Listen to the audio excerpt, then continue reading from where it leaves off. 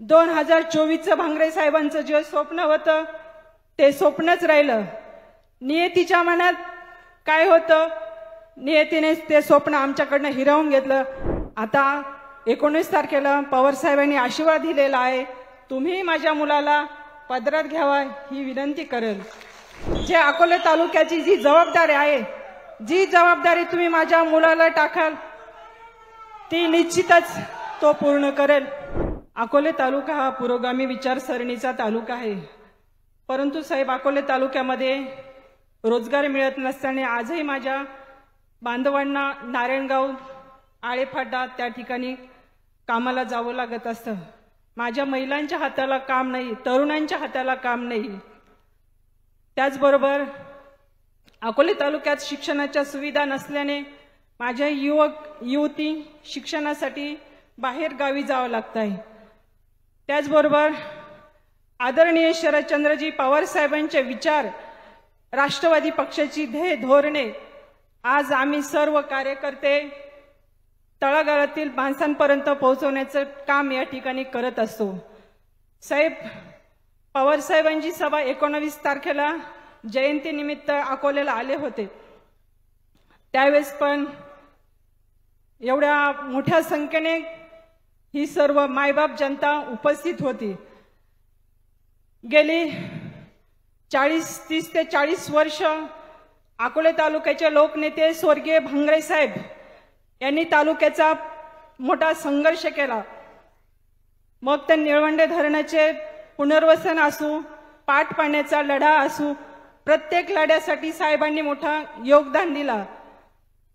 त्याचबरोबर गेली 40 वर्ष भांगरे साहेब तालुक्याच्या विकासाचा ध्यास घेत अनेकदा निवडणुका लढल्या, परंतु भांगरे साहेब पराभवाने देखील खचले नाही।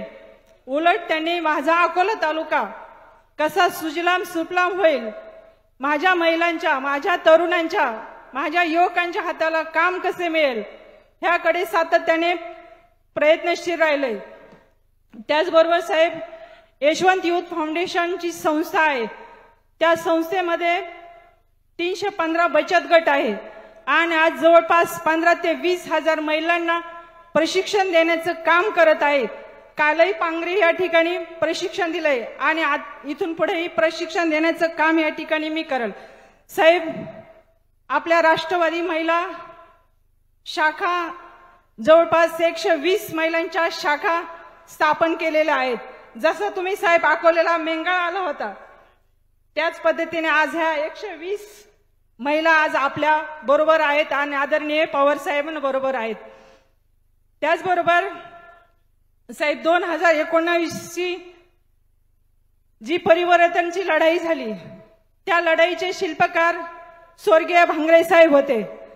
भांगरे साहेबांनी मनाचा मोठेपणा दाखवून एक पाऊल मागे आले आणि आदरणीय पवार साहेबांच्या आदेशाने एकाच एक करून न भूतो न भविष्य असा 2019ला परिवर्तन करून दाखवलं।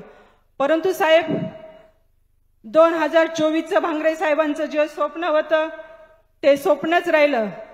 नियतीच्या मनात काय होतं, नियतीने ते स्वप्न आमच्याकडनं हिरावून घेतलं आणि एवढ्या कमी वयात माझ्या अमितवर जबाबदारी आली, माझ्यावर जबाबदारी, आमच्या भांगरे कुटुंबावर जबाबदारी, आपल्या सर्वांवर जबाबदारी आली।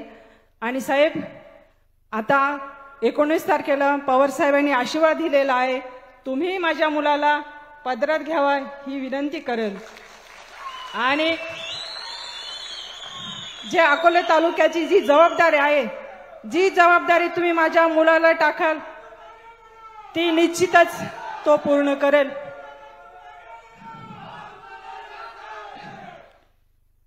आज या ठिकाणी आपण सर्वजण शिवस्वराज्य यात्रेसाठी या कार्यक्रमासाठी मोठ्या संख्येने उपस्थित राहिलात, मी आपले सगळ्यांचे आभारी आहे।